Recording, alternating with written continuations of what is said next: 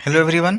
15 मई यानी कि कल CDS2 2024 का नोटिफिकेशन आउट हो गया है और इसके फॉर्म भरने की लास्ट डेट जो है वो 4 जून को है। तो आइए देख लेते हैं क्या क्या बातें नोटिफिकेशन में कही गई है। तो अप्लाई कैसे करना है? अप्लाई बस ऑनलाइन मोड से होगा। upsconline.nic.in इस वेबसाइट पे जाके जिन लोगों का OTR यानी कि वन टाइम रजिस्ट्रेशन किया हुआ है वो डायरेक्टली अप्लाई कर सकते हैं, और जिनका OTR नहीं है उन्हें पहले वन टाइम रजिस्ट्रेशन यानी कुछ बेसिक डिटेल्स आपको UPSC को देने होंगे, उसके बाद आप CDS के लिए अप्लाई कर सकते हैं। अब जिन लोगों का पहले से OTR हो रखा है, क्या वो लोग कुछ मॉडिफाई कर सकते हैं? बिल्कुल हाँ, OTR को मॉडिफाई कर सकते हैं। और OTR में मॉडिफिकेशन के लिए लास्ट डेट जो होगा वो 16 जून को होगा। आगे क्या कहा गया है चलिए वो भी देख लेते हैं। अगर आपके फॉर्म भरने में कुछ गलती हो जाती है आपसे, तो 5 जून से लेकर 11 जून तक आप उसमें मॉडिफाई कर सकते हैं। तो ये भी काफ़ी इम्पोर्टेंट बात हो गई। अब आगे देखते हैं। जैसे कि पहले हमने देखा, फॉर्म भरने की लास्ट डेट जो है वो 4 जून को शाम के 6 बजे तक है। और आपको पता ही होगा इसमें नेगेटिव मार्किंग भी होती है। 1/3 नेगेटिव मार्किंग UPSC के एग्ज़ाम में होती है, तो ये भी चीज़ ध्यान रखने वाली है। चलिए आगे देखते हैं। बहुत ही इम्पोर्टेंट इन्फॉर्मेशन कि UPSC के सारे एग्ज़ाम में OMR शीट में बबल्स भरने के लिए only black ball point pens allowed होते हैं। ब्लू पेन से आप नहीं कर सकते हैं, आपको बस ब्लैक बॉल पेन ही लेके जाना होता है। इसके अलावे मोबाइल फ़ोन्स बैंड होती है, ये सब चीज़ें तो आपको पता ही होगी। एक बहुत ही इम्पॉर्टेंट चेंज जो UPSC ने अब शुरू की है कि जो फ़ोटोग्राफ आप फॉर्म भरने टाइम अपलोड करते हो उस पे आपका नाम और फ़ोटो जिस डेट को ली गई थी वो डेट लिखा होना चाहिए, और वो फ़ोटो 10 दिन से ज़्यादा पुरानी नहीं होनी चाहिए। तो जब भी आप फ़ोटो अपलोड करें तो फ़ोटो में नीचे में आपका नाम और डेट लिखा होना चाहिए। अगर इस फॉर्मेट में फ़ोटो ना हो तो आपका फॉर्म रिजेक्ट भी हो सकता है, तो इस बात का भी ध्यान रखेंगे। और साथ ही जो लुक आपने अपने फ़ोटो में डाला है, यानी कि अगर आपके फ़ोटो में आपके बियर्ड है या फिर आपने चश्मे पहन रखे हैं, तो वही लुक आपको रिटन एग्ज़ामिनेशन और बाद में इंटरव्यू के टाइम भी वही लुक आपको कैरी करना होगा, जो कि यहाँ पे पॉइंट नंबर D में मेंशन्ड है। आगे देखते हैं।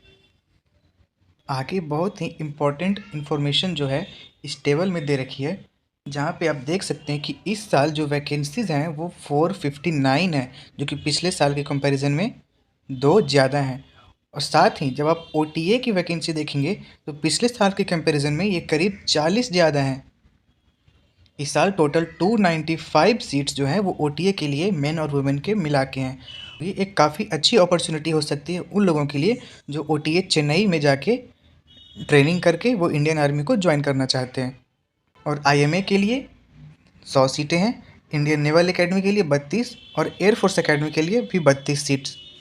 जो भी कैंडिडेट्स इन एकेडमी में जाना चाहते हैं वो अपनी कमर कस लें और एग्ज़ाम की तैयारी अभी से ही शुरू कर दें। अब आगे बढ़ते हैं। आगे कही गई है कि मेल कैंडिडेट्स जो हैं OTA के लिए, IMA के लिए, INA के लिए, AFA के लिए, सभी के लिए एलिजिबल हैं, लेकिन विमेन कैंडिडेट्स सिर्फ OTA के लिए ही एलिजिबल हैं।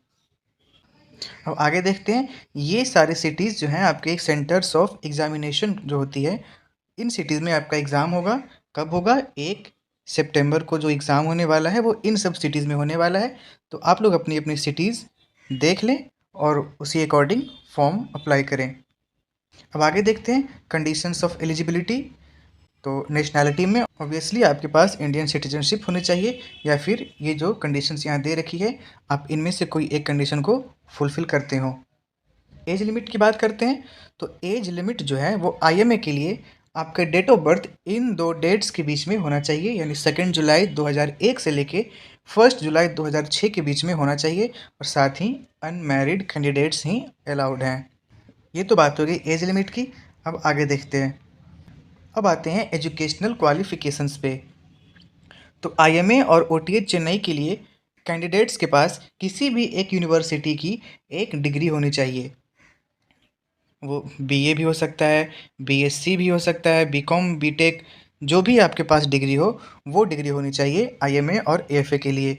और अगर आप इंडियन नेवल एकेडमी के लिए अप्लाई करना चाहते हैं तो आपके पास डिग्री इन इंजीनियरिंग होनी चाहिए।